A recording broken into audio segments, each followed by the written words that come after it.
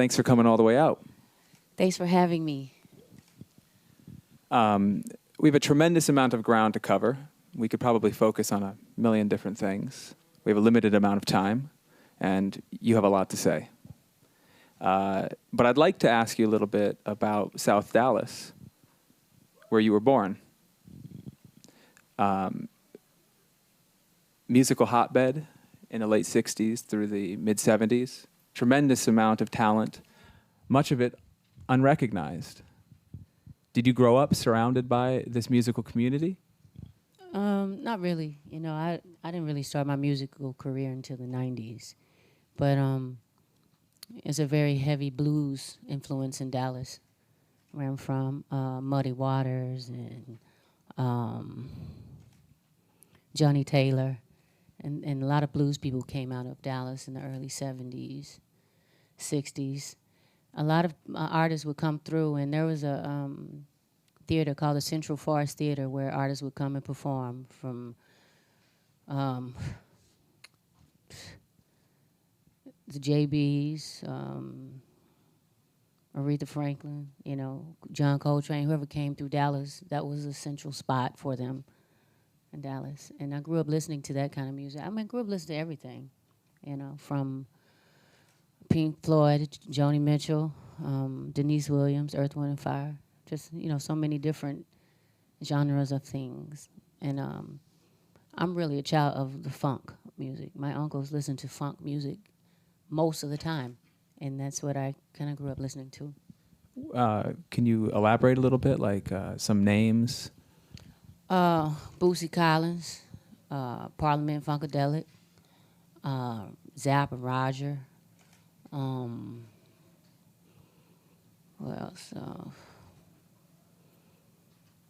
So many. The Meters? The Meters, of course. So I don't know. I can't really think of all of them right now, but just so much funk music played in the house. Prince was even considered funk at the time in the 70s. Rufus, Shaka Khan, Ohio players. Just, you know, y'all know the stuff. Yeah. Prior to your arrival here, you gave an interview that was published in Fact magazine, and you said that the first hip-hop song you heard was Apache by the Incredible Bongo Band. I find that interesting because most people wouldn't call that a hip-hop song, but you do. Why?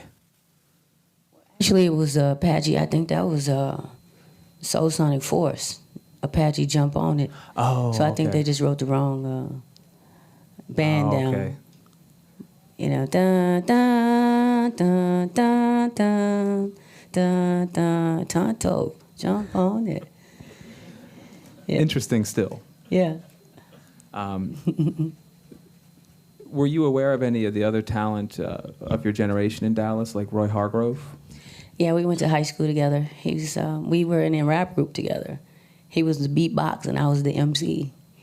We went to a school of arts called Arts Magnet High School, where the genres were music, dance, visual art, and dance, music, visual art, and music, instrumentation. And Edie Brickell graduated from there before me. And then later, Nora Jones and some other people along the way. Roy was obviously already a trumpet player because I saw his middle school record from Oliver Wendell Holmes Middle School. Yeah. He's standing in front of a DeLorean with a trumpet. Right, he's incredible. He used to play so hard in junior high, and the teachers used to think that he was playing wrong, you know, because it was so strong and so hard. They thought he was going to hurt himself. But he knew what he was doing. He already understood the breathing and the control, and, you know. Were you playing any instruments? Drums, any kind of percussion.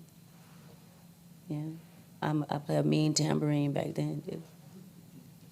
Yeah. Piano. When did you realize that you were going to do music professionally? 94, 5. 1994, 95. I was in a group with my cousin Free.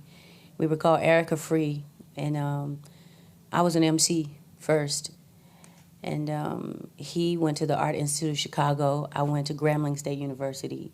And he would mail me cassette tapes of beats, and I would usually rap over them. But just one time I decided to write a song, and it was Apple Tree. And that was 1993 or 4, and we decided, well, we may have something, because people liked it and thought it was unique and different. And I never really considered myself a vocalist. I was a writer more than a vocalist, lyricist. And I guess that developed along with it, because they thought I had a kind of unique voice. And the next song I wrote was On and On. That was with Jamal Quintero in Dallas, and his name is now Jaborn Jamal, and he produced On and On. That was the second song I wrote, and I performed that. I opened for Mobb Deep and Notorious B.I.G. in Dallas, and people liked it. And obviously, that's a game-changing song for you. yeah. So, not to backtrack, but if it took until the mid-'90s before you realized that you were going to do music professionally, Yeah. How did you see your life unfolding prior to that? Well, I was an artist. I mean, my religion is art. From the time I was a kid, I was either in dance class or theater or making paper doll clothes or doing something pertaining to art. It was where I shined. I did my first performance when I was about 6 or 7 in theater at my elementary school. And I really enjoyed the immediate reaction from the audience, because it was a comedy thing. I thought I was going to be a stand-up comedian. They thought I was hilarious as a kid. And I don't know, I just moved into different things. I've always danced and ballet and modern and anything that had to do with art, I could catch on and do it kind of well. I don't know how to read music, never understood the theory, not a great dancer. I'm a cool vocalist, but it just feels really good to me. It feels good. I like how it feels. And it became my therapy and later my job, Your therapy, you mean when you were in your mid-20s? all my life. It was how I expressed my anger or pain or joy or fear or love, through dance or painting or singing or rapping. What was it like to perform On and On at a Mobb Deep and Notorious B.I.G. show? It was great. It was great. It was a very rare opportunity. I never thought I'd be doing that. After I did those songs, there was a 3-song demo with Apple Tree, On and My Life was a song I wrote. It was over a total different beat than it is on Mama's Gun. But we passed the demo around, and it got into the hands of this promoter in Dallas. And he called me, and he didn't believe it was me singing it, so he asked me to sing it over the phone. And I sang it over the phone, and he goes, well, let's see what you got. Can you come down and open for, Mobb Deep and B.I.G.? It's like, yeah. And Wow. that's how I got started. No trepidation when an offer like that came your way, an immediate yes? Yeah. Yeah. After all, I went to the School of Arts and was surrounded by artists and had plenty of practice expressing myself. And by that time, the fear had diminished, and it was truly therapy, to the point where I just stand in one place with a mic and close my eyes. And never underestimate the audience's ability to connect with what I'm trying to express. So you never received any training on the voice. It was just something that came through you. Yeah. And obviously, On and On went to become a big song, but you had to get signed first. People had to hear it outside of a Mobb Deep show. Right. How'd that happen? Well, there's this really huge music festival in Texas, in Austin, Texas, called South by Southwest. And a lot of people gather. It's like a gathering, a tribal gathering of music. And it's spread all over Austin, different clubs and different arenas. And I had a demo tape, with some pictures and passed it out. And this Mobb Deep's manager, Tammy Cobbs, gave it to this dude named Kedar Massenberg, who was an aspiring record label owner. And he got a deal with Universal through, with that music. He was managing D'Angelo at the time. And we were his two artists. And we got the attention of Universal and other labels. And we decided to roll with Kedar because it was just two of us. And we knew that we would get the attention that the kind of music we did needed. And we decided to do that. Was this after D'Angelo released Brown Sugar, or was it during the time? After. After. I was working in the coffee shop when D'Angelo released Brown Sugar. Wow. And then all of a sudden you were side by side with him. I was frother of the month. And I would listen to that CD in the coffee shop. And meanwhile working on that music with my cousin. And this is in Dallas. You're still living in Dallas. Mm-hmm. And so Kedar negotiates a deal with Universal. Right. But it's through you signed to him, right? Right. So basically I signed a production deal with Kedar. And he got a label deal with Universal. And I also had to sign an inducement letter with Universal, meaning if Kedar left or decided to do something else, I would have to stay with Universal. That was the catch. And you've been with them ever since. Yeah. No horror stories, I take my time. And they support my art to the best of their ability. The record industry itself is declining because of social networking and our new way of communicating music. But I don't really have a horror story with it. I just turned in my music when I finished it with all the artwork and packaging, liner notes, lyrics. If I had to figure out how to clear samples, we would do that. Everything was in-house that we did in Badu World. And we would just turn it in, and they would take the art and put it in the best frame they could put it in. And the first year was incredible. I've never had another year like 1997. And that was the year for me. That was the year where the music was recognized and appreciated. And, if there was an award show, I was there. If there was I was just there. I toured for the whole year, and it was incredible. It was an incredible year. The record sales were amazing. Baduism was that one for me. You're referring to your first album, Baduism, 1997. Right. And so within a couple years of pulling espresso shots and listening to D'Angelo, you're on the same stage as him. Yeah.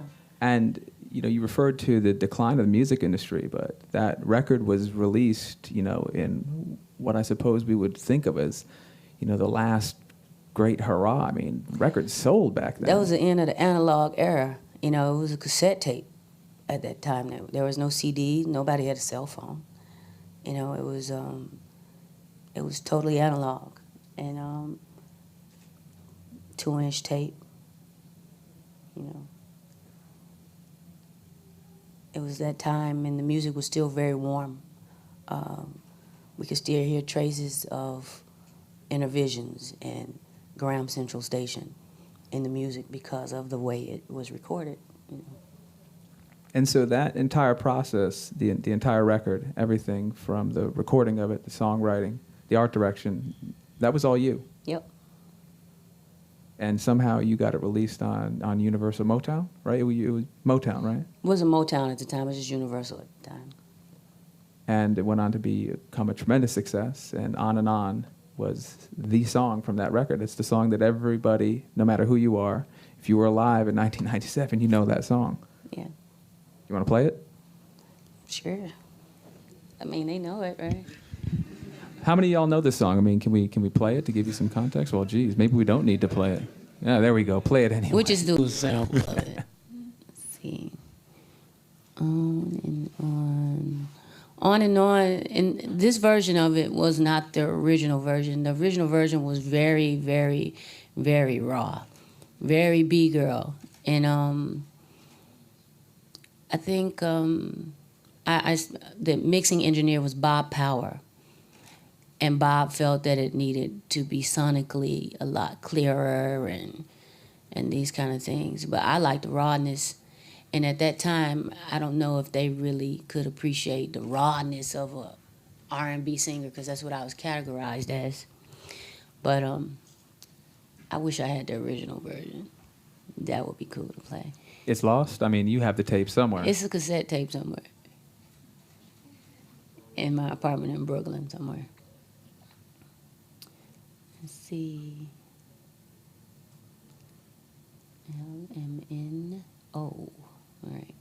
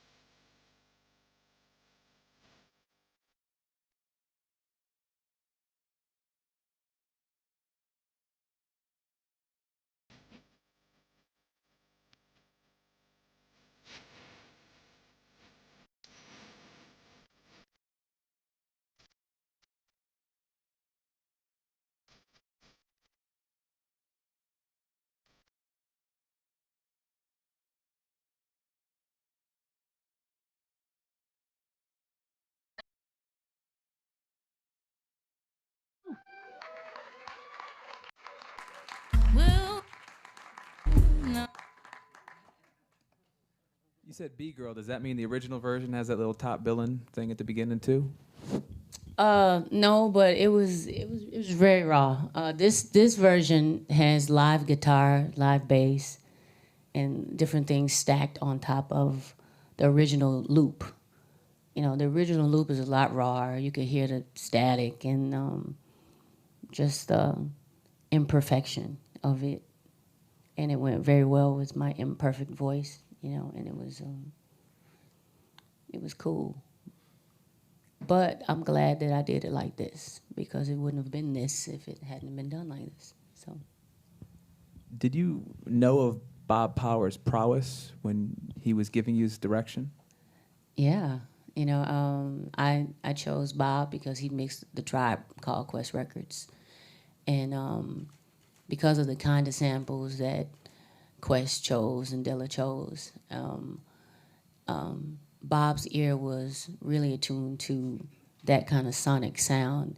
He knew how to really round out the bass without making it overpowering, and you know, the highs would be perfect. You know, just where everything sits in the mix of all those Tribe records is very much part of that feeling, and I wanted to feel that with my music too when listening back to it. You said your imperfect voice.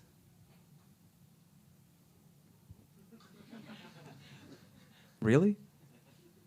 Yeah, I mean it's fine, but it's, you know, there's no melodyne, there's no, you know, all the new auto tuning and all that kind of stuff. It's a human voice, and the original track was very human to me as well. I mean, it would seem that your ability to connect with people came from your imperfect voice. I mean, if auto-tuning had existed, if someone had, you know, forced you to auto-tune your voice, it probably would have been a very different trajectory, don't you think? I don't know.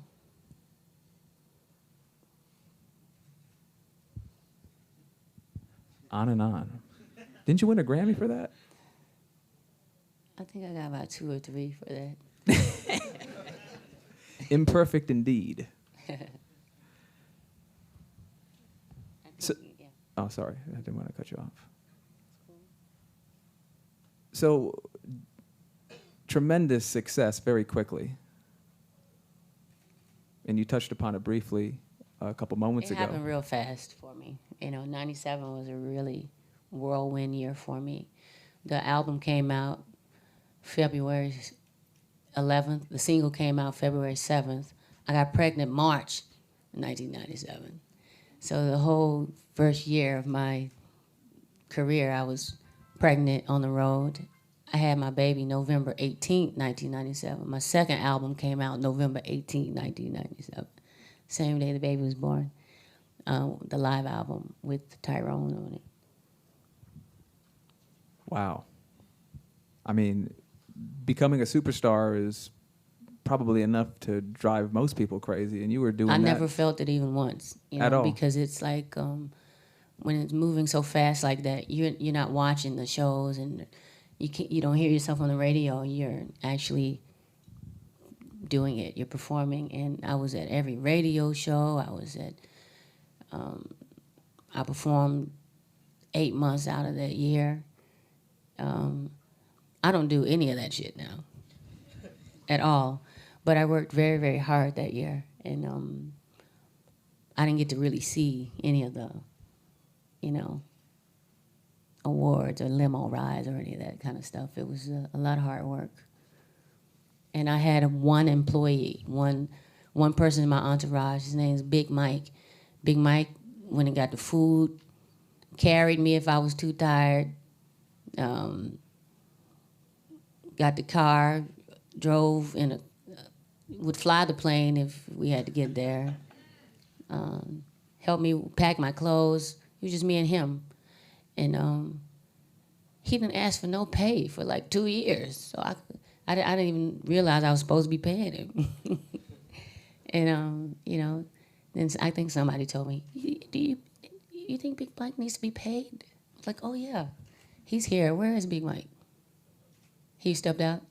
Oh, that's his son, Little Mike, right there. But Big Mike just stepped out.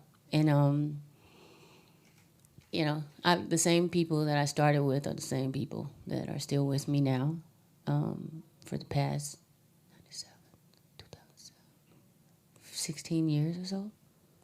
And it's like a family. And it was a lot happening that year, 98, I kind of worked that second album live. 99, I breastfed. 2000, I was breastfeeding. And I think Mama's Gun came out in 2000. So I was kind of home the whole year. I had some DA88s. What do you call it? Is it DA88s? Yeah, I had 2 of them. And I recorded with those and making beats with an ASR-10 rack mount. And 88 key little piano. I got into my live instrumentation for Mama's Gun. I started working with Questlove. He was on the first album too. When I got to New York in 95, Baduism was pretty much finished. But I told Kedar that I needed to go to Philly for a couple of months. And when I come back, I think I'll be ready. And I went and stayed with the Roots in this house. And we came with lots of songs, but we chose Other Side of the Game. And sometimes to go on Baduism. After that, Quest introduced me to James Poyser during that time and Pino Palladino. And we got in a studio and we recorded everything in a room about this big, all at the same time. I had a mic. Quest was on the drums behind a gobo. Pino was standing beside me, and James Poyser was on the Rhodes. And we recorded a lot of the Mama's Gun songs like that. But how did you know to search out the Roots, Quest particularly? I just loved them. I loved the Roots, I loved the jazz aspect of what they were doing. It was a continuum of what A Tribe Called Quest was doing. And I was just into that sound. It was very familiar to me.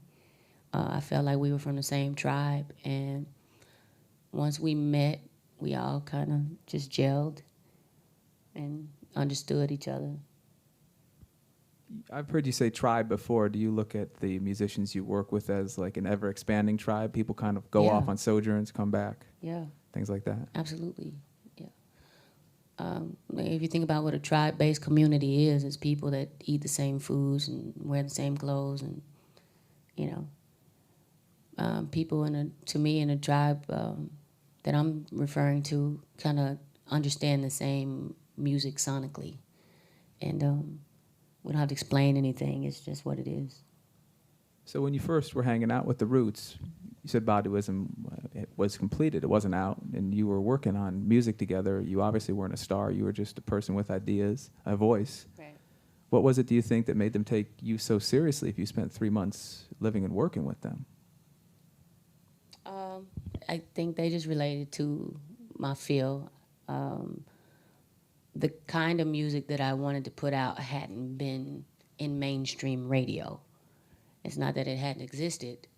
It's almost like I poked a hole in the dam, allowing all the water to flow through that had the same frequency, because it was there. We were there. We were doing music like this, but it wasn't in mainstream radio. And they related to that. Plus, I had a budget, and they knew they were going to be paid too. That works. So it was even more fun. You said you were a child of the funk earlier on in this interview, yet there was a moniker kind of developed for this style of music as a marketing tool, maybe, neo-soul. You remember that? Yeah, I do remember that. Keith Dar came up with that name for D'Angelo and I because, of course, as a up-and-coming record label executive, he wanted to create something for himself as well. And that's what he decided to call the music that he put out, We didn't really care because whatever neo-soul is, it's cool, but me and D'Angelo don't sound anything alike. Our music sounds nothing alike. But what we did have in common was that we were considered brave enough to put out music that hadn't sounded like that on mainstream radio in America. You sound very proud when you say that. I mean, that you broke through and you allowed people to express themselves in a very unique, genuine way, and also, get signed to record companies and make a living doing music. It's an honor, to be trusted by people that have the power to put your music out. That's an honor to be trusted, and Kedar trusted that, and it was a big part of it was his taste. His taste in music was unique. So that moniker, has it been a blessing, a curse, something of the two? I don't know. To me, you mean? Blessing or curse? Well, I mean, The moniker of neo soul. yeah. Let me color that a little bit. It Okay. just seemed that for very many years, this idea that there could be a neo soul music, soul being a rather young I don't musical even form. pay attention to that. You didn't even. It didn't even enter into. No, it's as an artist, I never saw it fit to be my job to, try to fit into any kind of category or label. I just have to do things that feel good, and my only job is to be honest. Because that's what music is. That's what I use it for. It's a platform for me to express the way I feel and be honest. So that really didn't matter. I don't reject it or claim it or anything. I didn't know what it was personally, but I just felt like I was making music that I liked, and I think D'Angelo may feel the same way. The follow-up album after the live album Mama's Gun, which we were talking about, you obviously had the budget to make any kind of record you wanted to. Right. And you went deeper down the rabbit hole. This was the first album on which you worked with J.D., right? Yeah. So was this a conscious decision that you were going to, really go all the way, picking out the most talented people, maybe the likes of which wasn't recognized by the conventional record companies at the time? The thing is, you don't know if it's the most talented people or anything. It's just, what I like, what feels good to me. And it was a conscious decision when yeah, definitely. I knew what I liked and how I wanted the music to sound, what I wanted to rock over. I know what music I wanted to write over because the music comes first for me. I don't write lyrics and then music. That's poetry. It's music first, and then I write to the music. I find a place in that music, and I can't write to just any kind of music. It has to touch me, in a very special way. Can you talk about meeting J.D. Dilla? Yeah, I met him. What year was this? Do you remember? Since it came out in 2000, it had to be like 98, maybe. Were you 99. were you aware of the tracks he'd produced, like the Run-In for the Far Side? Absolutely, yeah. And then you meet this guy. He had quite a reputation back then too. He wasn't known as the easiest guy to work with. To me, it was, and I think, it's almost the kindred spirit of Mad Lib. They're so serious about what they're doing to the point where they make beats all day long. This is what they do. This is all they do. All day long. Don't even save them. Just put it right to a CD. So they give out these CDs, volume 1, 2, 3, 4, 5, volume 121. And when you pick a track, they don't know where the sample came from. They don't know nothing. It's just a lot of beats. And that could be the difficult part.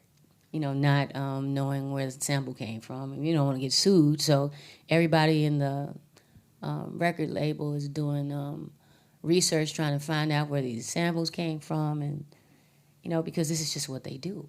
It's all day, And so you're there in the lab with Dilla. Yeah. You pick out a record. You pick out the spot on the record. Right. And you make the song there. Yeah. You recorded vocals there too? Yeah. Did you polish the song up for release elsewhere? At Electric Ladyland Studio in Manhattan. That's where I polished Mama's Gun. That's Jimi Hendrix Studio. And I like Electric Ladyland. They don't even have all the best equipment in the world, but it's just the vibe of it. It's a place to go and work and feel at home. And you could feel the spirit of what was happening there in the 60s and 70s.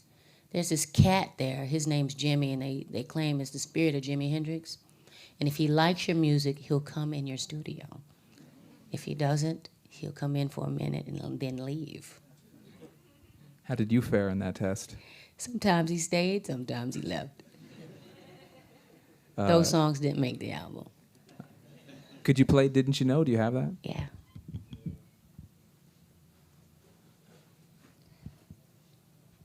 So I sampled 2 spots in this record.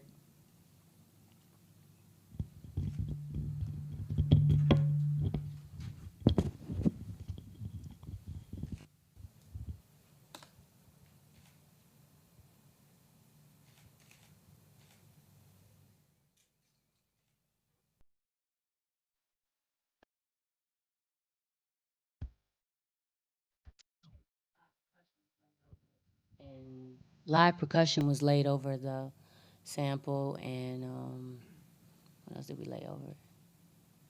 Kavaza and shakers and different things.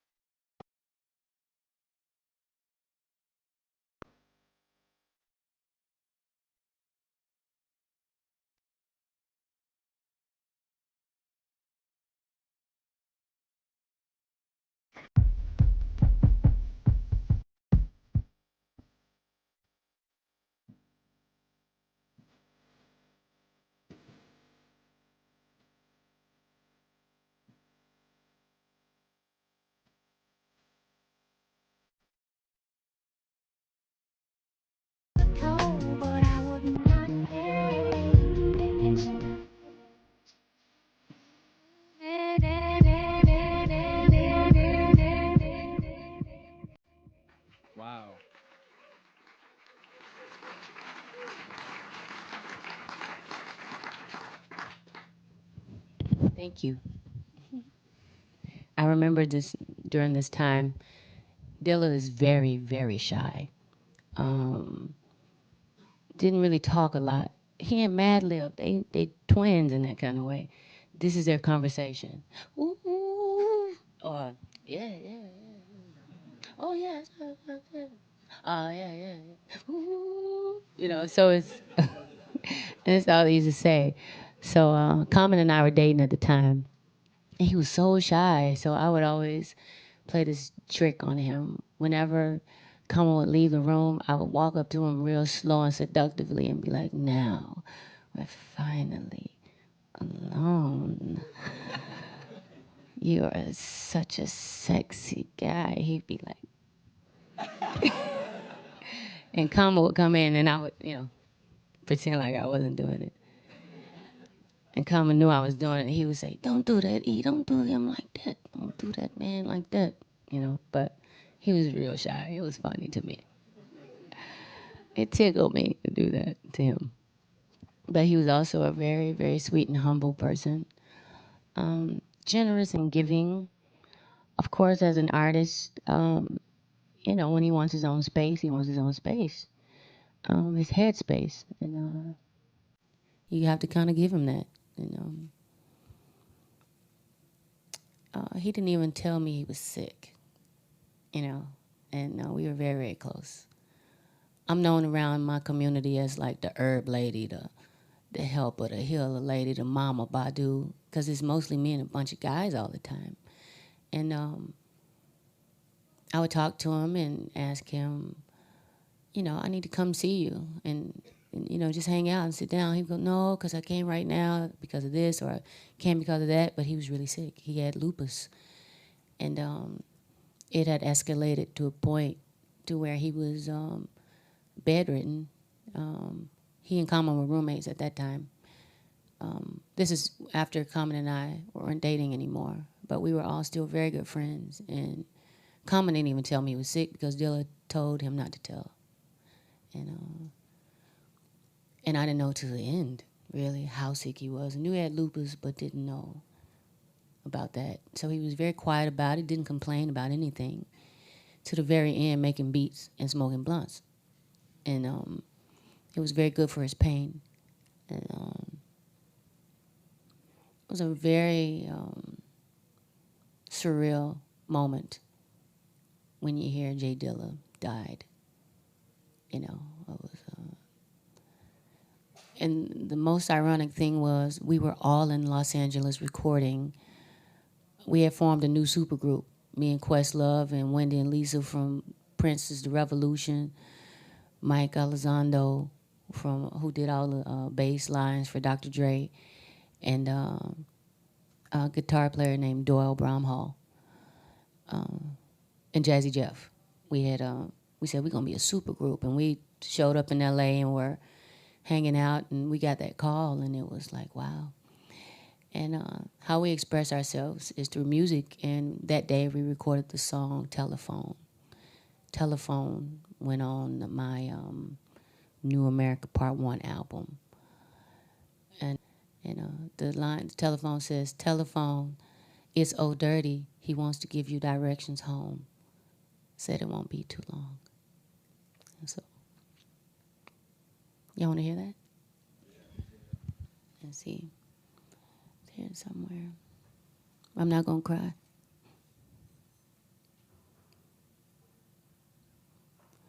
Let's see.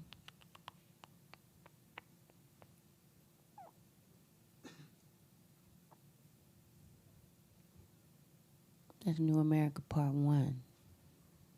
Let me see. Okay, here we go.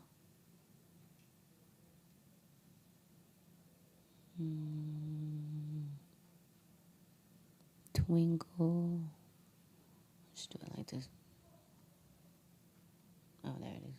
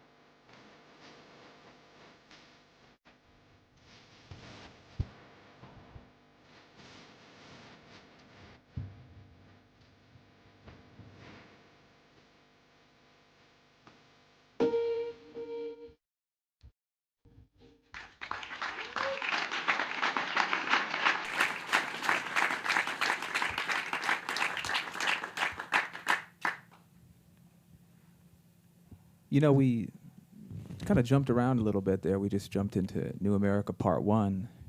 You'd obviously done quite a bit in the interim between Mama's Gun and the release of that record, which was 2008.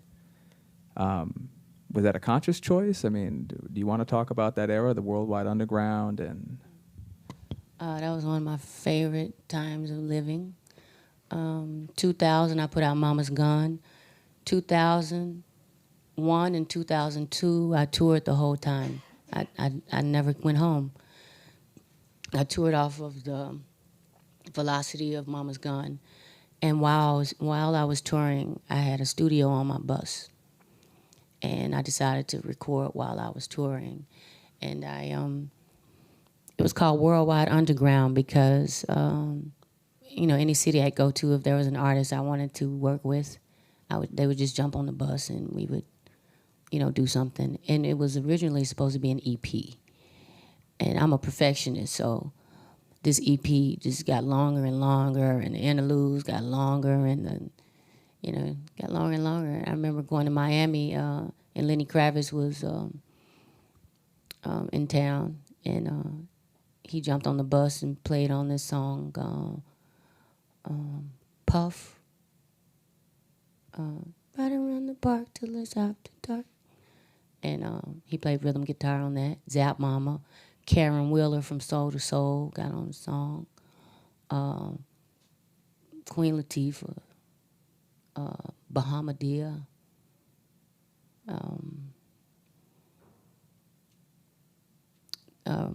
That's when we created Frequency. Frequency consisted of 4 producers, myself, Rashad, Tomlin Dice, Ringo Smith, R.C. Williams, and James Poyser. We were collectively Frequency. And that whole album was just kind of demo, kind of underground kind of stuff. And that's why we called it Worldwide Underground. And we really liked it a lot. And so when we put it out, it was an EP, but it was long enough for an album.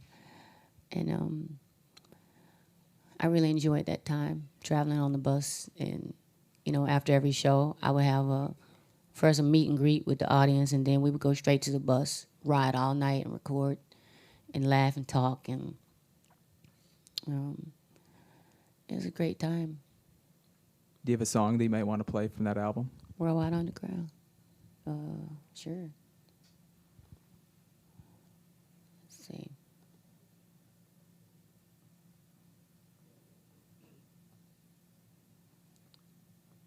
I Want You was one of my favorite songs from that album. It was a lot of good stuff. The Dead Prez stuff with the grind and Danger. Danger was, I think, was one of my most sinister songs of my career. Love of My Life came from there. I'll play a little bit of Danger first.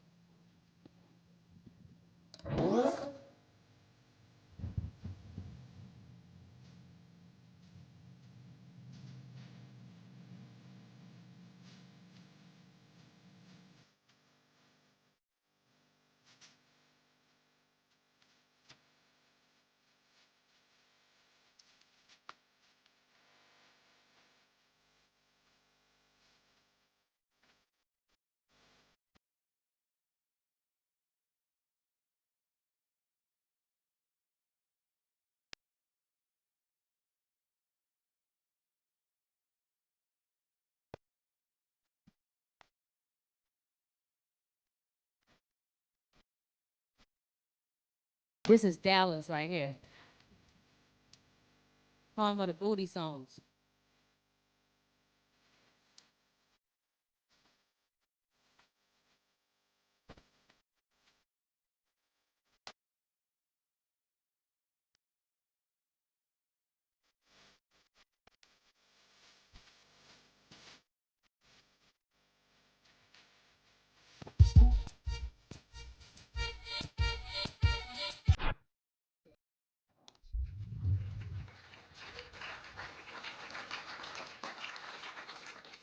Thank you.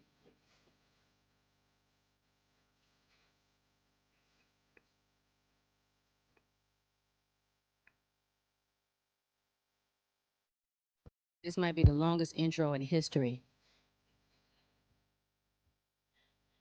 45.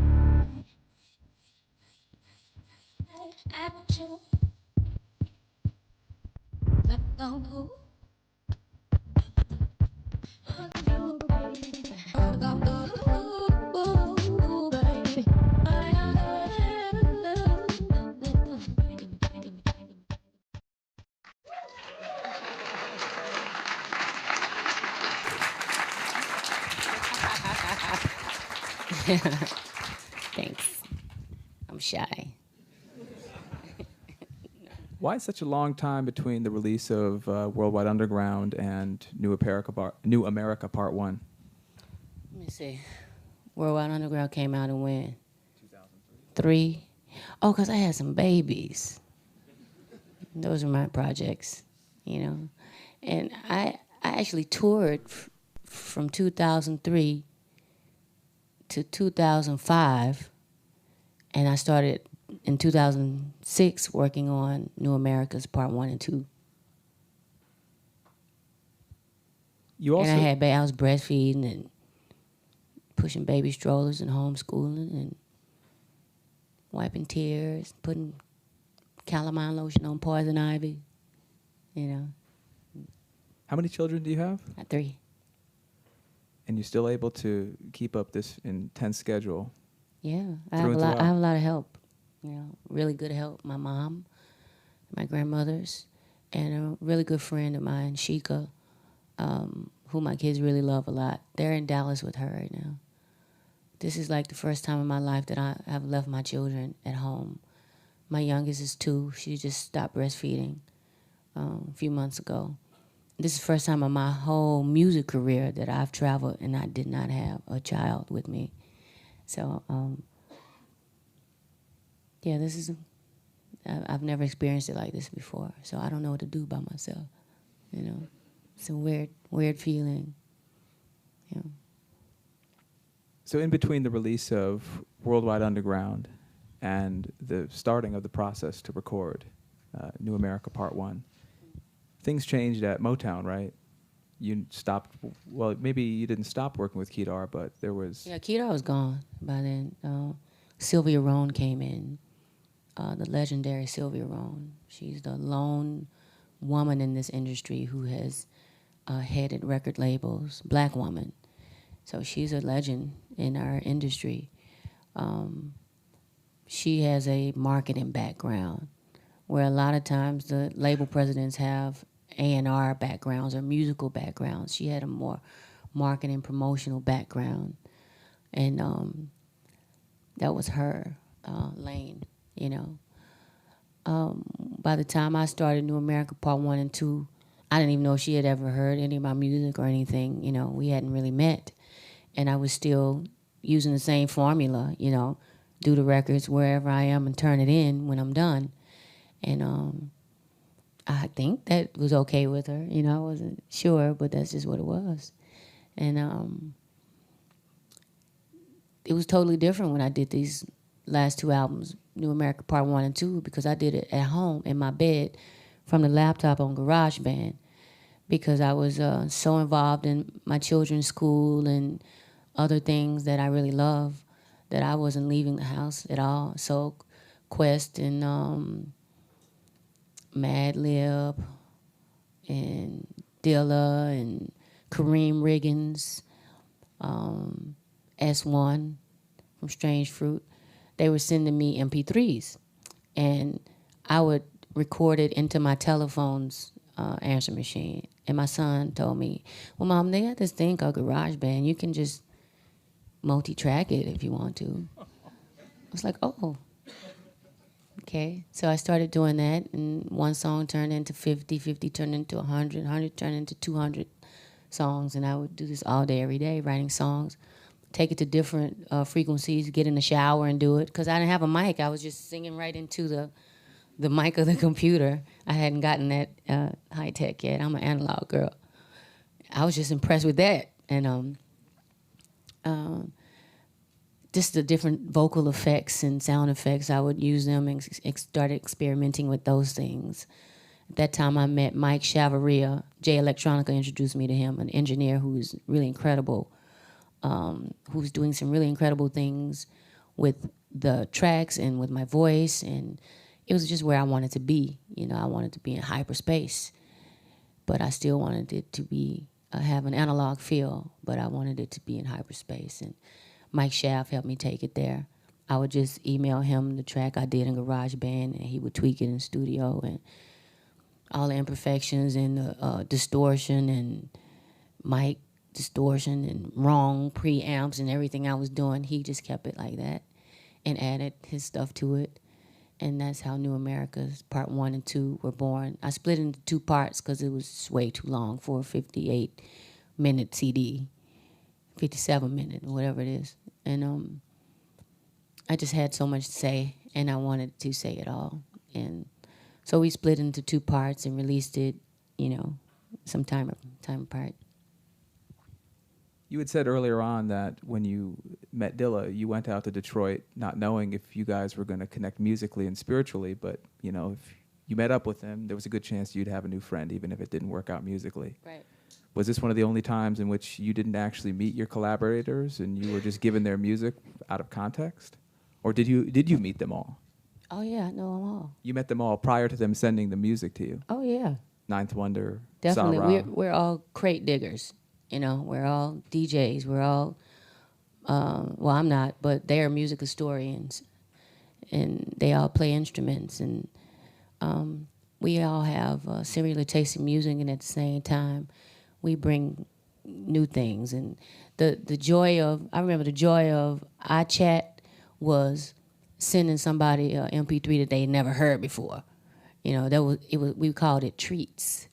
Like, I'm gonna send you a treat, you know. And what we would do is they had created this turntable that you could put into the computer. So we would just get random records and put them in, turn them into MP3s and send them to each other, send treats. And that's how our relationship got started a lot, you know.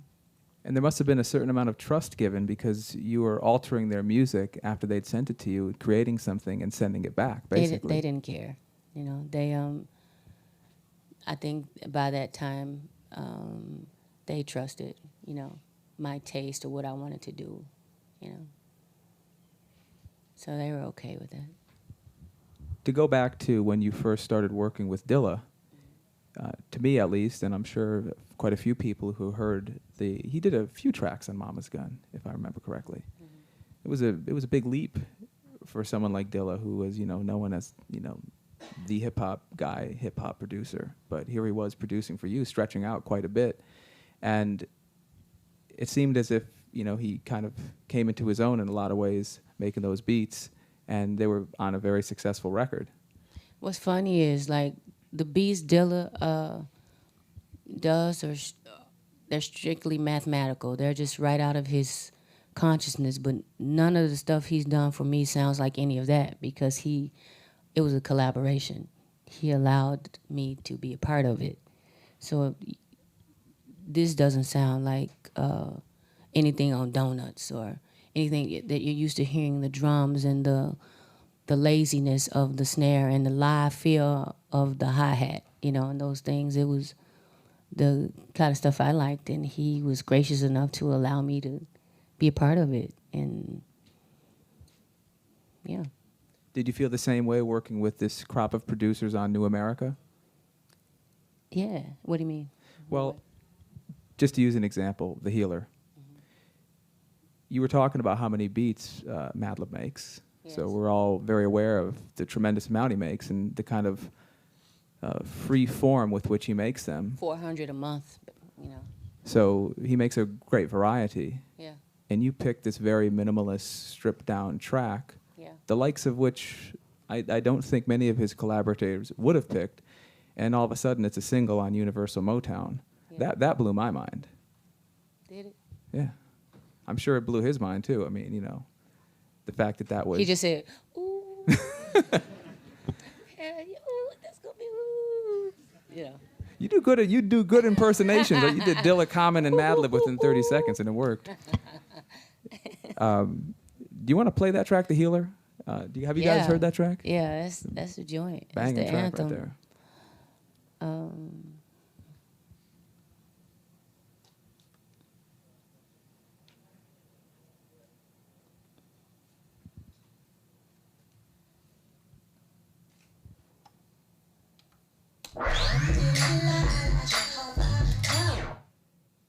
Let's take it off 45.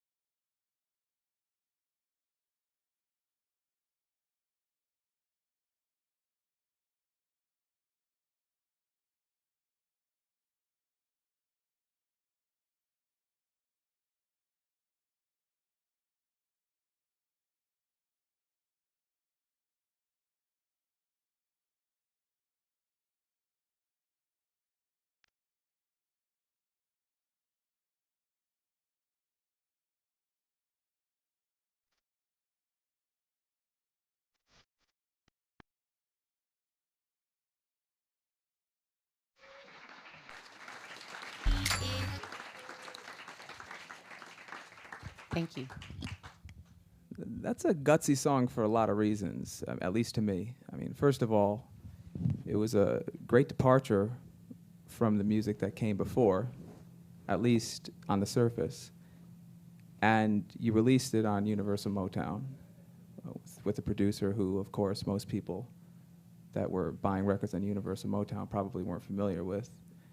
And you're saying that hip-hop is bigger than religion and hip-hop is bigger than the government and dedicating the song to Dilla. That was a very moving moment for me. I'm sure a lot of other people, too, who felt as if, we'd found a champion for a new generation. And that wasn't just because, I work with Madlib.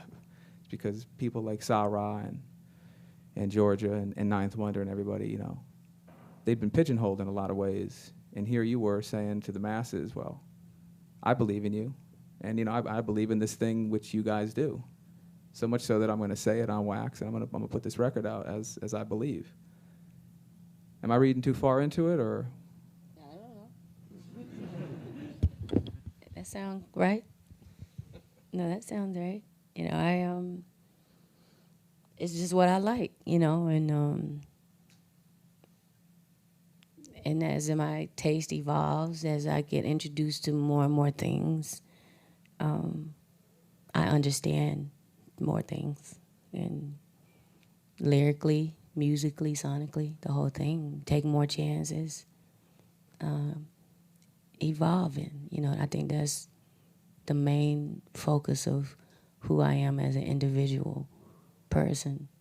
I think evolving is very important for me, you know, because that's why I do it. I don't do it to sell records or to have the #1 hot 99-cent single. You know, it's a movement for me. And yeah. Sylvia Rowan had your back, though. Yeah, she tried to, you know, but 90, when it come out, 2008, and one came out 2010, that was the beginning of the decline. Everything crashed, you know. She tried to, but though I'm an analog girl, I maneuver around the digital world very, very well. So I just started shooting a video for every song that I had, from Baduism to New America Part 2, and just keeping it out there, keeping myself motivated, keeping my fan base entertained, my cult following moving, keeping people interested, because I thought what we were doing was very important. And wherever they couldn't support us, we had our own machine in place. And that's the way I move now, you know. Whenever I decide to put out a video, I put it out no matter what album it is, because it's all relevant. I think music is timeless. You know, it shouldn't have a shelf life or a disk life or a deadline, or, you know, it's about the lifeline for me. So whenever I want to bring something back to life, put a visual to it and put it out for people to enjoy it. It gives it another face, another turn, you know. That's what I did with Sylvia. That was the window seat video. That was all guerrilla shooting, all of that kind of stuff. We just, you know, did whatever we wanted and put it out. We didn't go through Motown to do any of that stuff. We didn't wait for somebody to say no. We just did what we felt was right with our music. What did she say after you were on every nightly news broadcast in America after the video first came out? Honestly, can I be honest? Should I? I didn't never get another video budget after that. I don't know why. But I've had to put out all of my own stuff, guerrilla style, with a Nikon 5D. And that's what I've been doing since then. Well, on the second part of New America, you dug so far back into the analog crates that you had to take a Dilla beat off of a cassette, which is the only way in which it existed. Yes. And then to go back to something you talked about very early on, go through what must have been an incredibly frustrating process, trying to negotiate the release of the music, find the sample, all that. Yeah. It was frustrating for somebody, but, you know, I didn't care. I wasn't taking no. You know, you're going to find it, we're going to put it out because this has to happen. And it did, you know, we found it. One of the samples I had to get cleared via Twitter. You know, they claimed they couldn't find Paul McCartney. I think they just didn't want to pay for the sample. But this new kid from LA named Tarak did a beat, thank you, to using one of Paul McCartney's samples. I don't remember what the name of the song was. But that became Don't Be Long, which the visual was directed by Flying Lotus. That's how we met. Flying Lotus took the song and put a visual to it. I showed up at his studio one day as a guest in Bilal's video, Levels. And he said, well, just change clothes and let's just shoot on green screen some stuff. And we did, and then he put that out, the Don't Be Long. And Flying Lotus, who came through this academy as a participant. yeah, And are you really working on an album with him? yes. It seems like this entire process, this, you know, expansion of the tribe, none of it's calculated. It just happens naturally, and if something fits, it fits. Right. Yeah. But Flying Lotus makes music that's far different than everything we've heard prior. Not really. I mean, it's all the same elements. He just freaks them a lot differently. You know, his airspace is just a little higher. You know, frequency-wise, faster, more percussive, lots more percussive, more drums, and he does what Dilla and Madlib do. Takes voices and trumpets and turn voices and samples of things and turns them into instruments. And that's what I love a lot. That's what I really want to learn to do as a producer, turning these samples into instruments to the point where you don't even know what sample it is. You know, you don't know where it came from. But no, me and Lotus, we two peas in a pie. We feel the same way. His aunt is Alice Coltrane, the wife of the late John Coltrane. She also passed away. So he has a very jazz influence, you know, but it comes out like that. You know, he colors it like that. I have a couple of tracks from our album. I can only play like a little bit though. I think we'd love to hear them. Okay. Let me see.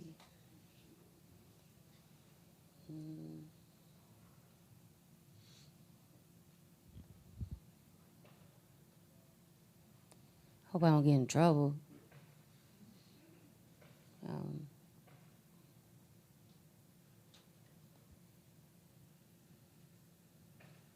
The real rough versions. I don't even see them. Let me see. They're not even coming up. So, yeah. I can only play them from iTunes. So, but it's real interesting how we mix together. I'm a blues singer, and I just sing blues over different kinds of music. I don't know what he's considered, what his music is considered. It's a techno, it's house, it's funk, it's abstract, you know. But once we got together, I didn't know what we were gonna do. You know, like I hope this works, and just hanging out with him and just as a person gives us a really good idea of what we can do together. You know, once you have a lot in common as people, you kind of figure around all the other stuff, the genres and titles of kinds of music and all that kind of stuff. So we got some really good stuff. And Thundercat plays on everything that Lotus does. So Thundercat has been my bass player in my band for the past 6 years. And that frequency I'm already very familiar with. So it was easy. You call yourself a blues singer. Yes.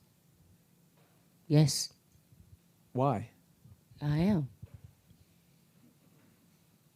And interesting, you mentioned Muddy Waters earlier. Sometime midway through his career, the people at Cadet Concept, which was the spin-off label, decided it'd be a great idea for Muddy Waters to do, his blues over, kind of like psychedelic rock music. Mm-hmm. And in doing so, he created a couple of incredible albums, which, he hated. Jimi Hendrix is a blues singer, too. Eric Clapton's a blues singer. So with you, not pigeonholing yourself into any kind of genre, you're creating this music which we can't easily describe. Yet in doing so, you're, how do I put this?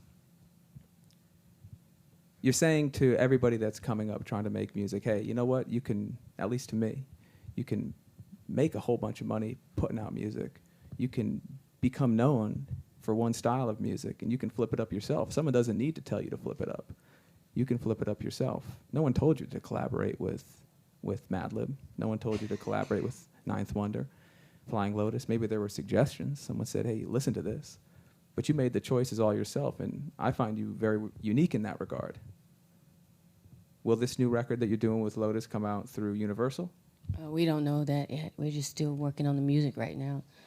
The industry is in such a state where it's almost, you don't know, you know. We might put it out on our own label, you know, because we have a whole new way of selling music now, you know. What's Control Freak Records? That's my record label. And this is the label that produced the New America albums? Yeah.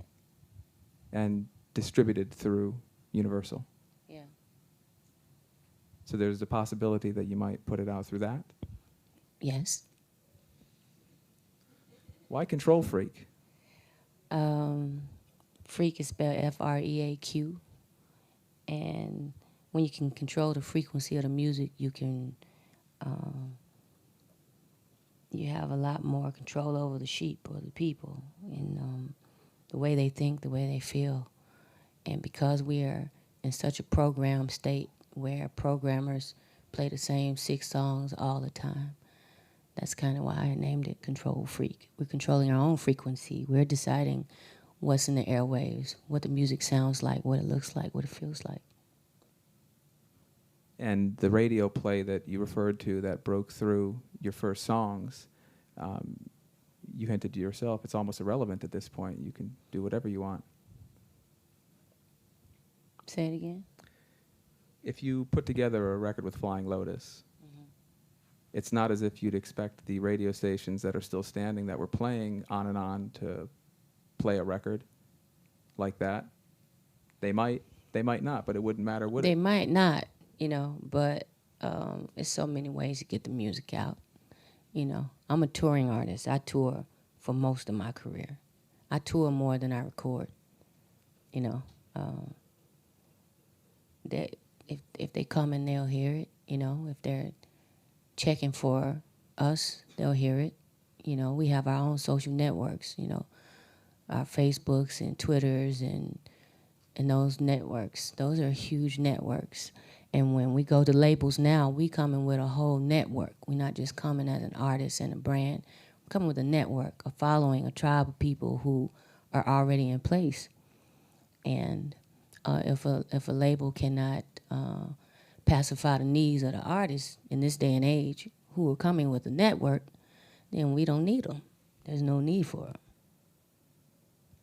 Well, it seems like your network is pretty strong because when Sylvia departed from Universal Motown, if I remember correctly, in the early hours, it was a tweet that you sent that major news organizations were covering more than anything.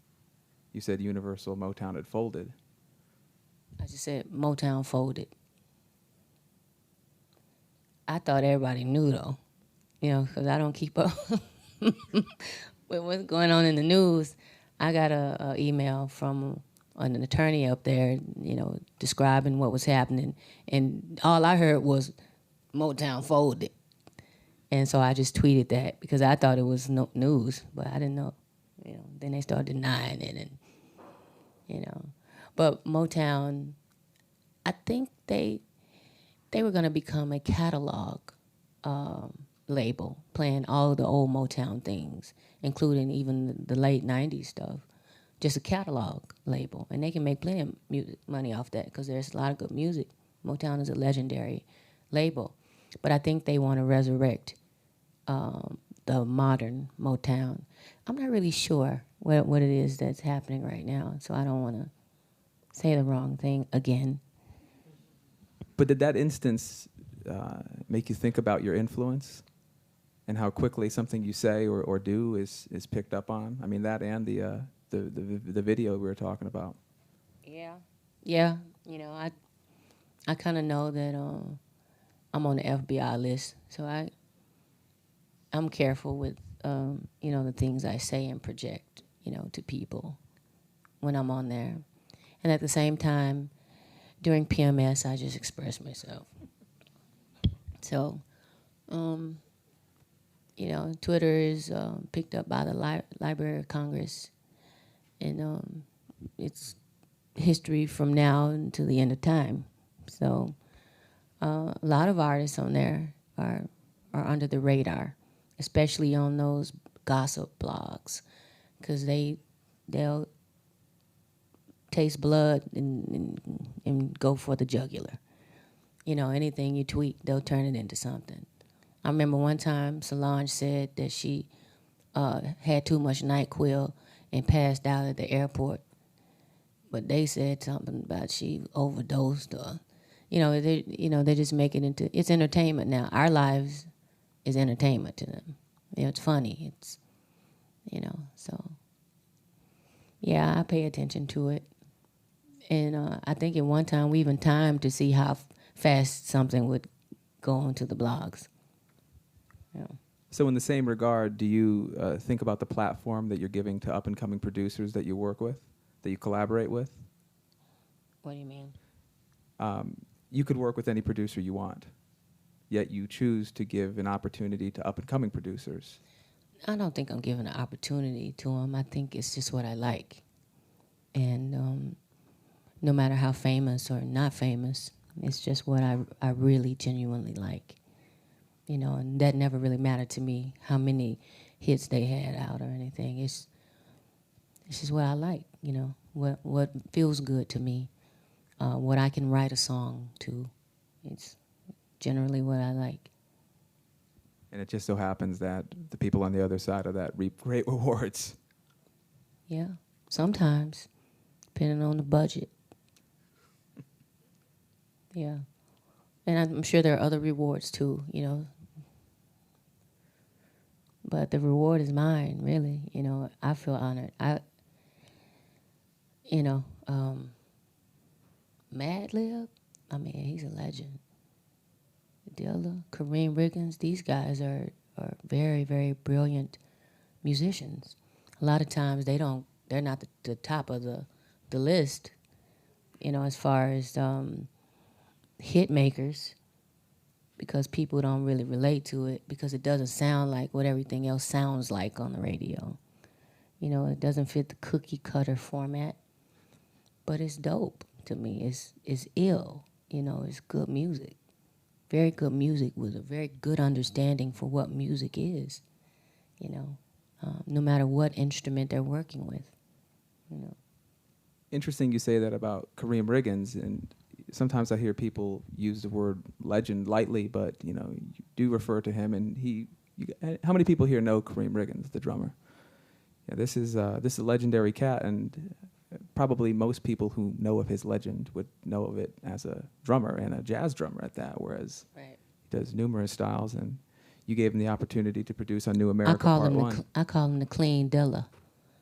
Dilla is very dirty, and the frequency is there's a certain bottom velocity to it. Kareem has that same thing, but it's real clean and neat, and he dresses so neat. He's just a really neat guy, and the tracks are really, really wonderful. He did Soldier on New America Part 1, Fall in Love on New America Part 2. Will you continue to release records, actually release albums? Might you give them away for free? We've talked throughout this hour and a half about how the industry has changed. I get the feeling, maybe I'm wrong, that the process of creating an album has been the same for you, regardless of whether it went on to sell millions or hundreds of thousands or whatever. But will you continue to record, release albums, or might things change?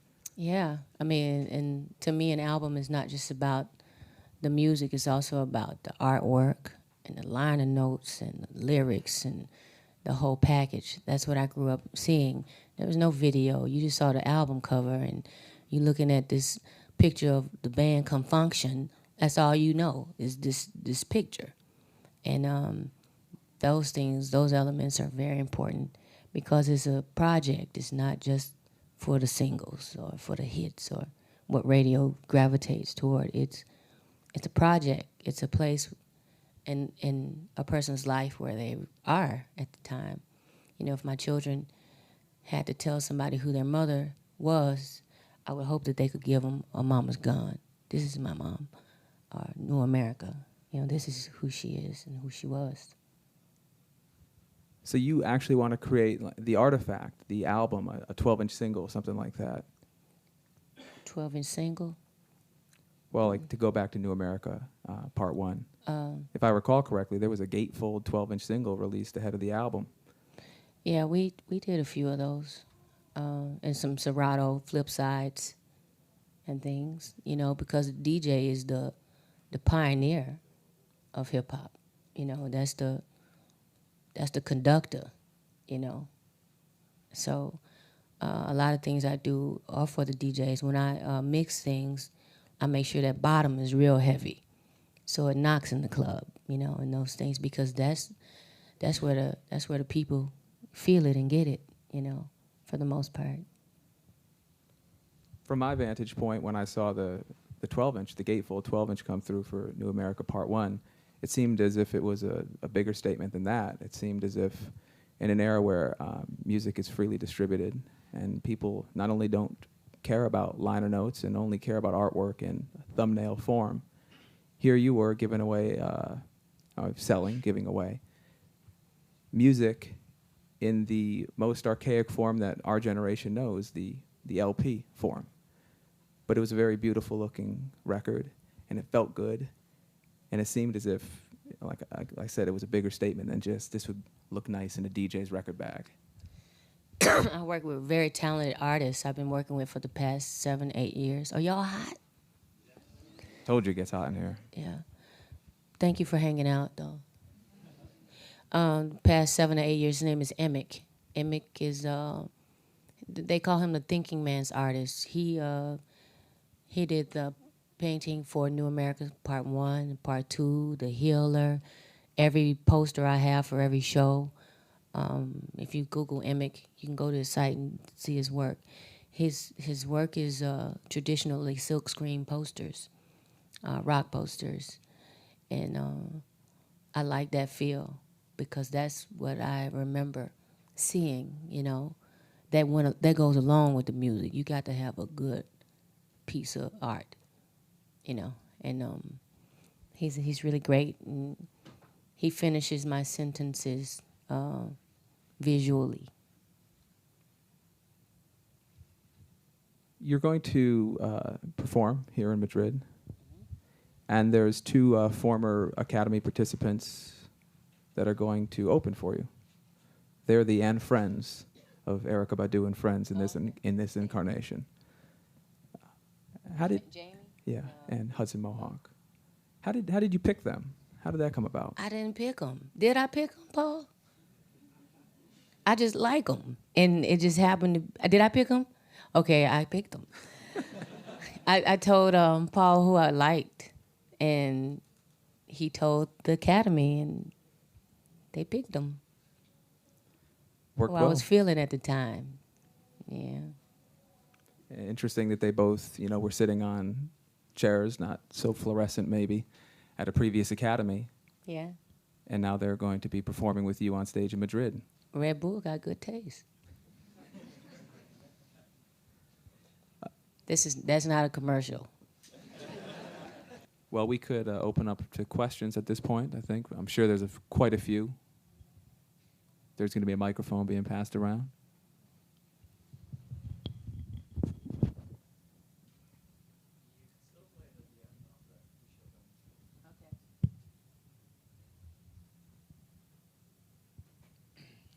Hi. So I had a question about it had to do with JD, and I was just wondering. I'm pretty sure you have a lot of cassettes and CDs still left with like enormous amount of beats that people have never heard. Are you like occasionally going back to those beats and just checking them and writing stuff on that? Yeah, all the time. I write in the car. Like I'll put the CD or plug the MP3 player in and ride around and sing and write too. And I use those all the time. So basically, if you like every time you start a new album, is that like a traditional thing to do to check out JD beats? That's the process, just start. And some things I've written, I wrote it to the JD beat and it somewhere else now, But it's always a good template, a good bed, deal of beats. Are there any other producers like Dilla or Madlib? They're like part of the Yeah, standard. Ninth Wonder, S1, Q-Tip.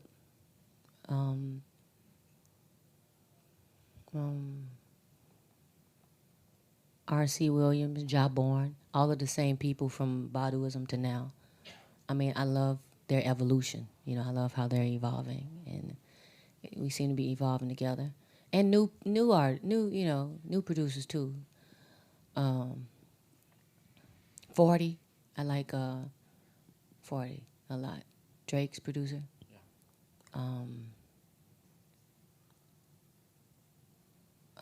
Hudson, Mohawk.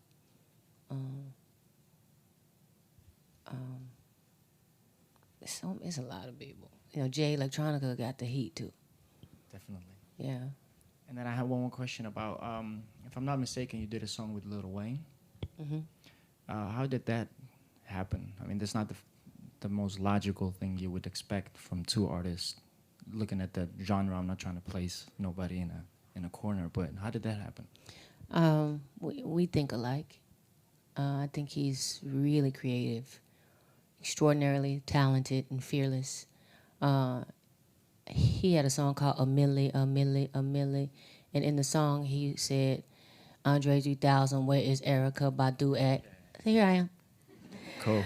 And I picked a track, Jump Up in the Air and Stay There. And who did that track? Frequency did that track. And I asked him to be on it. And he did. And just like that, he just Yeah, said because he's yes. cold. You know, his rhyme, it was incredible. I love beats and rhymes. I love emceeing. I love verses, good verses. In his verse, he said, the name of the song is Jump Up in the Air and Stay There. In his verse, he said, I am on the ceiling stuck like a handful of dust, like a fistful of bucks. I'm spinning like crazy. Is what he said? I am on the ceiling stuck like a fan full of dust, like a handful of bucks. I'm spinning like crazy. Yeah, he's just really incredible, the words he uses. And he comes up with it like right then and there. He doesn't write on paper. He goes into the booth, and then he comes out, and he's done. And it's done. You know, and it refers to the song, you know, too. So, you know, it's not like some pre-written stuff he has. He's an incredible artist. Super, super talented.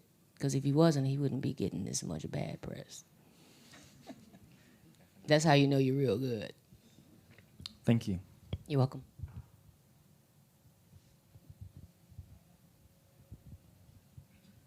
Hi. Earlier on, you were talking children just as your career kick-started in the same year.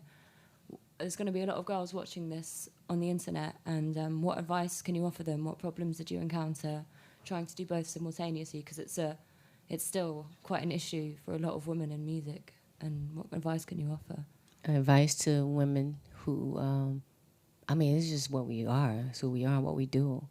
And, you know, I started having babies at 27 years old. Sometimes they say when you're a career woman, you start late having children because of the ambition in college and all these things. It's just what we do, and it just becomes a part of it, you know. And you figure it out as you go along. Yeah, you know, follow your heart. You don't miss a beat, really. You know, they become part of what it is. You know, my children. Yeah. Thank you. You're welcome. Can I follow that up with just a quick question that touches upon something you said earlier? Actually, two different things said at different times. But you were talking about when Dilla got sick and how you have found yourself working with a lot of guys, and you said something like Mama Badu or something like that. Have you, and this goes back to this the story you're telling about Dilla and Common leaving the room, and you know you putting, you know, Dilla off a little bit by basically putting him off his sure footing for a moment. He didn't know what to expect. Have you had to work hard to work amongst all these men who accept you not as a, oh yeah, there's Erykah, she's a woman. It's not like that. At least I've never felt that with the people I know that work with you. It's just a continuum that doesn't have to do with gender. Yet you just told a story in which, you know, you put this guy Dilla But that off. only works for Dilla, though, Okay. because he's not going to do nothing. You can't do that with everybody, with all the dudes. So I mean, it's not awkward. There was no there were no moments where you felt you know, what's the word I'm looking for? Like No, put off because or- I've been a chain monogamous person my whole career. You know, long relationships with one partner. And generally the one partner is like a marriage, and we have a child, and we have a home, and we have a commitment, and there are a lot of things sacred, and, you know, I'm committed to that relationship. My whole career, I've been in relationships. So there's really no room. And the people around me are my brothers, and they respect it. And I work with my lovers in their careers, and they work with me in their careers. And it's always been that way.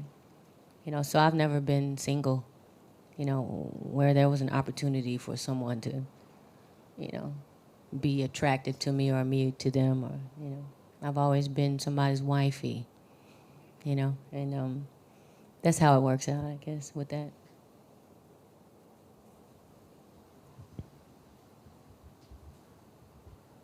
Anyone else?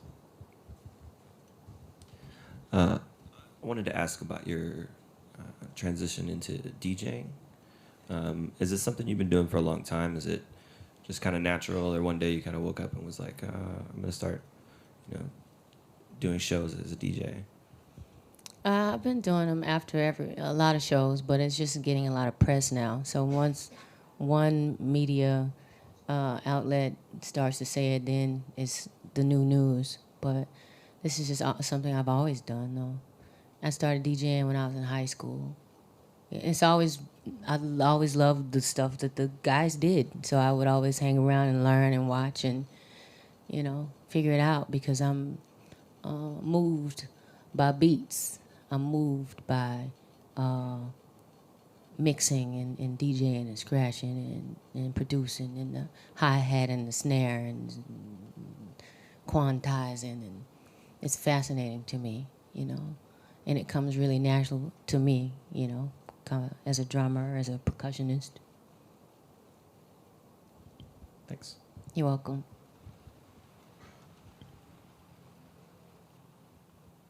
Anybody else? Torsten?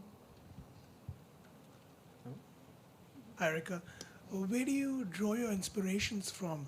I mean, your life gives you inspiration, but do you do anything extra, or you know, something that you want to do, or you get my drift, right? Yeah. So something that you do to get more inspiration, any place you visit, or any friends that you would go out and talk to, have a spiritual conversation with, or things like those? Yeah, I mean, I get inspiration from everything, you know, Fred Flintstone, the Carol Burnett show, an argument, you know, a broken heart. It all inspires me because my music is my therapy, and it's a means for me to express how I feel immediately, you know. So yeah, I'm inspired by a lot of things. Thank you. Torsten?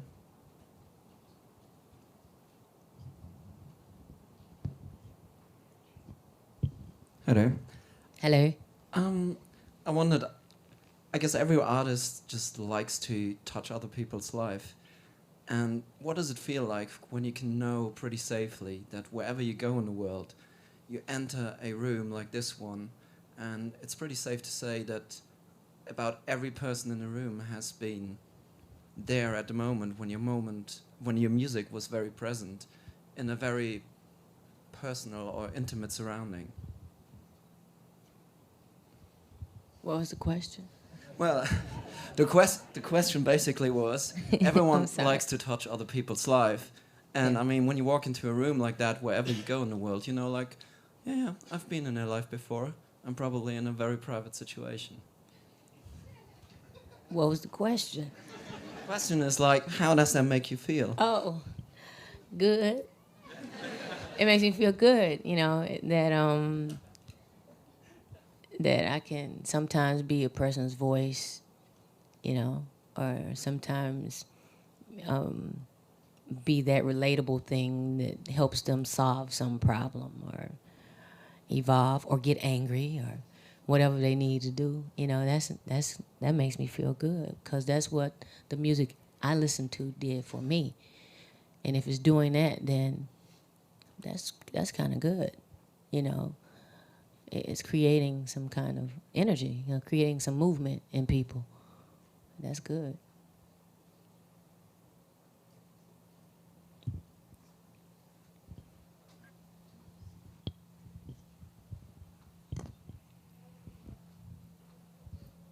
Hi, Hi, big fan. thank you. You said music is timeless. Yes, yet, however, every time you make an album, there's loads of innovation. It's extremely related to current ongoing trends on different music scenes and really twisted up in your own way. And I'm very, very grateful for that. But I'm just asking this out of curiosity because I struggle with this question myself. Like, why are you changing and evolving and creating new stuff, like sound-wise and artistically? What is it that drives you forward to create a new Erykah Badu every time you make an album somehow? I think because that's where I am. I don't know what it is that's driving us to do that. But it's definitely something. I desire to evolve in every part of my life. I just desire that, and then it comes naturally, I don't think anybody is in the same place they were in 1997 in this room. Some of you probably weren't even born. But, the earth is changing, the world is changing, the weather is changing, people's emotions are changing. The time is more urgent, everything is changing. And it's quite natural to me to evolve with that. What the people need, I need it too, so. That's a good question, thank you. Hi. Hey. We're talking about music all the time, but how often do you seek for silence, actually? I listen a lot more than I record. Can we have some together now? Some what? Silence. Yes.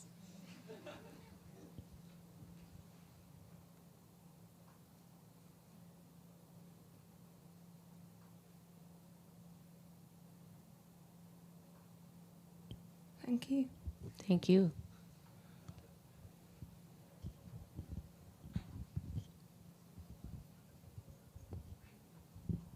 Hi. Hey. How do you feel about remixing thing? Other producers remixing your music, or how that works? I think that's cool. But how that works? Someone has to approach you? No. They can do whatever they want. Once I do the music, it doesn't belong to me anymore. Okay. Yeah, it belongs to the world, and however they want to interpret it or change it, it doesn't. I like it. It's a different take or a different face that the music has. It's cool. Okay, thank you. I think J. Cole sampled "Didn't You Know" on his. That was great. That's when I knew how old I was, really, like. Because people don't sample your music when you're new, So I thought it was real cool that he did that.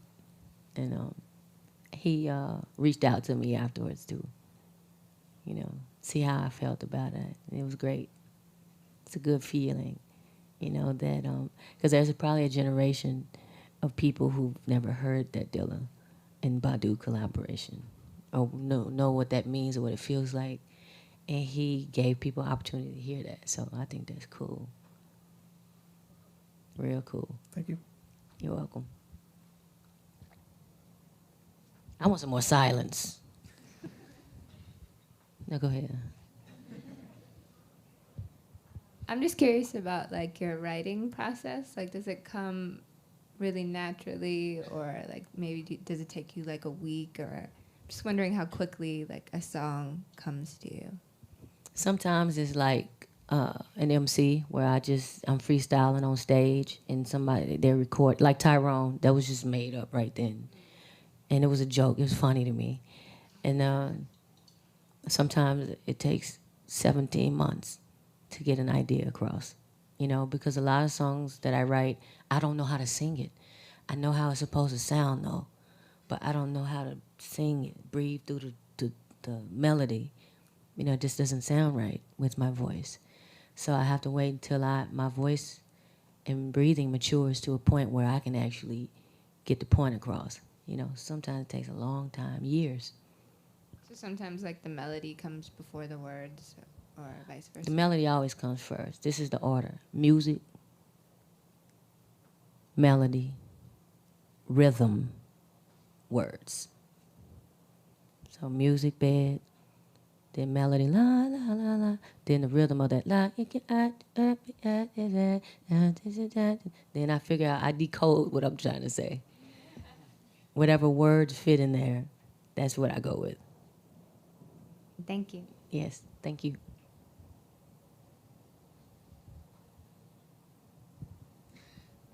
Hiya. Hey. So, throughout your career, you've worked with some of the greatest producers that have either lived or still alive, and some of the best musicians. And I suppose it's kind of a gimmicky question, but I'd be curious to know, irrelevant of decade or whether you've even set foot in the room with them, who would be like your dream performance in terms of, for example, Bootsy on bass and, I don't know, Quest on drums and Michael McDonald on backing vocals or something. Right. It's a tricky one. It's like, what would your last meal be, Right. Elmo soup.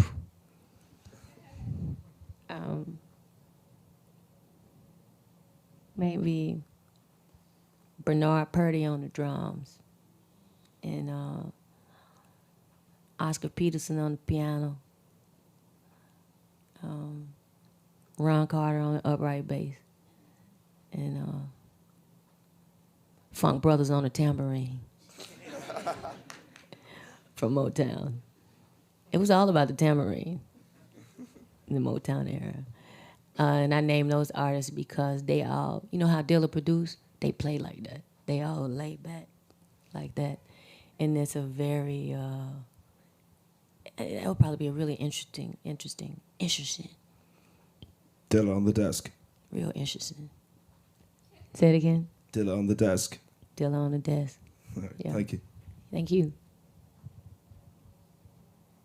Just to interject something real quickly before we jump over there, he was talking about like a dream team of folks, and you had mentioned earlier you'd assembled like a dream team of musicians. I remember in Electric Lady Studios during the recordings for Common's Electric Circus album. Yeah. I remember the vibe of you, Common, Dilla, Quest, James Poyser, and of all people, Alan Leeds, James Brown's old road manager, and Russ Elevato, of course, who has lectured here at the Academy. And, I think back over, the crazy environments I found myself in over the past, 13, 14 years. And that was one of them because that was a dream team.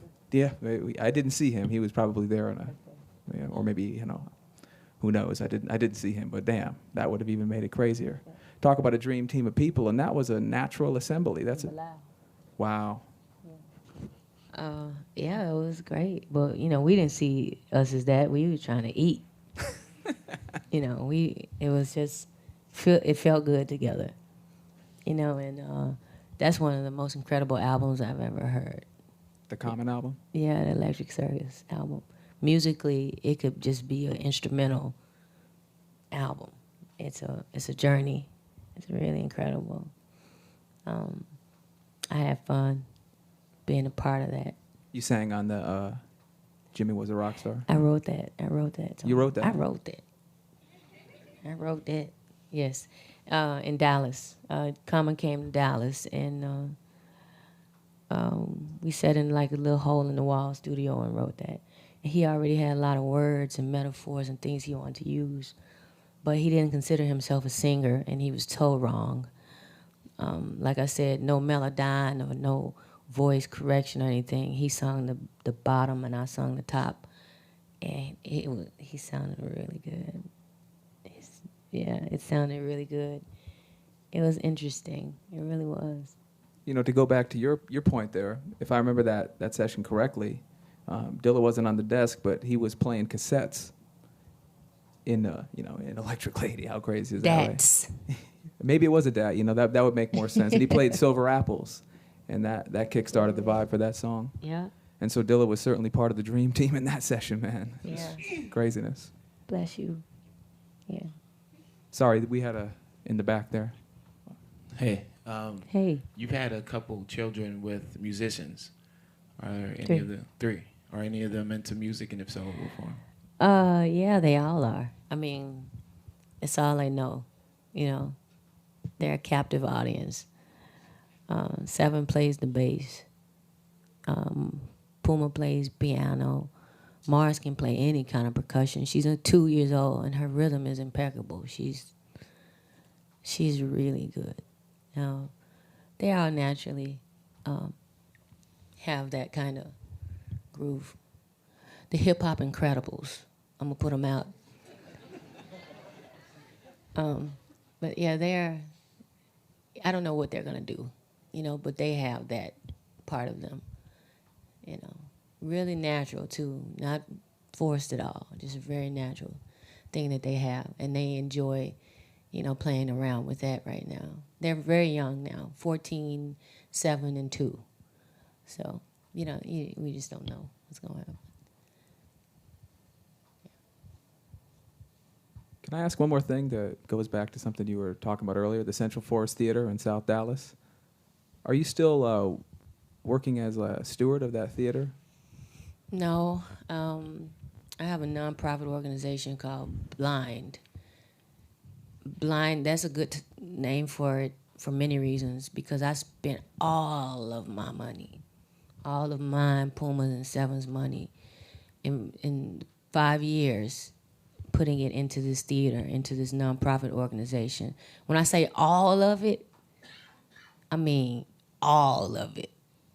And I really didn't understand how you could use corporate sponsorship and those kinds of things at that time. I was just really, I wanted it to happen now. I wanted the community to have a community center right now. I wanted to have dance classes today, drumming and capoeira and, DJing and producing. I wanted them to have it then because my community that I grew up in was dilapidating right before my eyes. Crack and drugs and liquor stores and prostitution. It was just a really bad thing to see. And but those children still had life, and I wanted them to feel it. But no, I don't have it right now. I had to reboot, but you ain't no boss till you take a loss. So next year I'm going to start again with a little bit more help and a few more years wiser. We still have the organization, but just don't have that building. The building we talked about earlier is a historic landmark in Dallas where all the musicians will come play, the Central Forest Theater in Dallas. But we have a DJ camp. When is the DJ camp, A1, When school starts, I think next year, January. A DJ camp and a producing camp where children are going to learn how to DJ and produce using the MP. And A1 is one of the instructors, and we have a lot of master teachers, Jazzy Jeff, and different people are going to come through and, teach the children and young adults how to DJ as a means of survival, because they need it. We still do stuff, but we don't have the theater anymore, unfortunately. But one day, Because it sits dilapidated right now. There's nobody in there. It's boarded up. It's just nobody's using it. It would seem like the city would just want it to be utilized, as a... Just a historic building that served the community, not just in putting on shows. Yeah. But I was really inspired when I found out that you were undertaken to attempt to preserve it, because you'd done so quietly, and it obviously put so much effort and energy and your spirit into it. Yeah. It's I still hope it works there. out. I still see the remnants of what it is. And we had a marquee, and that was like, we were so proud of that marquee, because we were able to just put messages up on the marquee in the community, and I think one of the messages that made the newspaper was, they bring drugs into our community, and something, all for some rims. I don't remember what it was, but it was one of the volunteers, because they would just change it every week. And it was just so important to the community to see that, as they're passing through work, don't give up, or just, just anything, and it was, I think that was maybe more helpful than anything, just those mantras.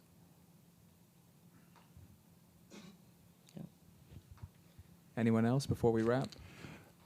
Could you speak about how, two-part question, how Honey came about, and then how Ninth Wonder fits into the legacy of what we were talking about with Dilla and Madlib? Yeah. Ninth Wonder was one of my homies that was sending me MP3s via iChat. And he sent me that, Marlena's Smile. He sent me the Wonder Years, like a lot of different tracks. And I gravitated toward Honey. And I just started writing to it in GarageBand. And he's one of those people, too. He's one of those beatsmiths that is a DJ, is a crate digger, is a historian, is a scientist in what he does. And I can feel it in the music. I can hear it in the music. Puts a lot of care into it. And I like it, And I called Ninth Wonder and told him I found the track. And he was like, cool. And I said, I think I want this to be my first single, too. He was like, super cool. And when I was writing the song Honey, I was generally at the same time as I write the songs, I write the video treatment, because I can see it in my mind, what I want the people to see or feel. And Ninth was in the studio with me, Ike Turner and me. No, you got to sing it from your gut. Let's do it again.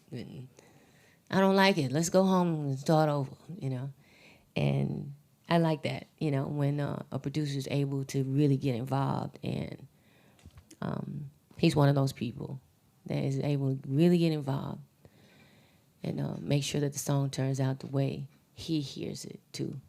So that's my buddy. My buddy. Well, just really quickly to follow up with that, how did the last record you did over Dilla's music measure up to the ones that you did prior while he was alive? I mean, obviously you didn't have his input on Love, whereas with all the music you recorded prior, I'm assuming that it was a very close collaboration. Oh, but I did. I did have his input. I felt it really a lot, And listening to old Slum albums, Dilla is also incredible MC. Just listening to how he flows over songs, I tried to flow the way he would flow over the song. And yeah, I really don't compare any of the songs, because it's just, it's a feeling. It's how you're feeling. So it's like not a right or wrong or a better or worse. It's just what it is. It's just a feeling. And I always liked that track,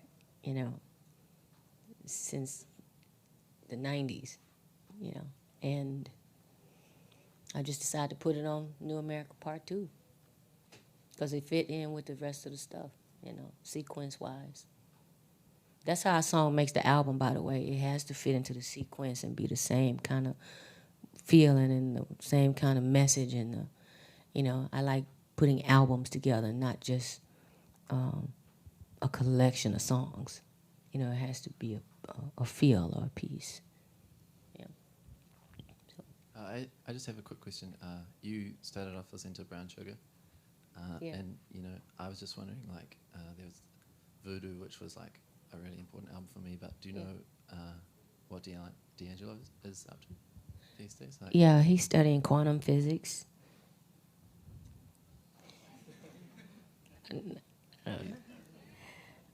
He's working on his music still. We talk a couple of times a week. He's working on music, and the music is, you're going to shit on yourself. yeah.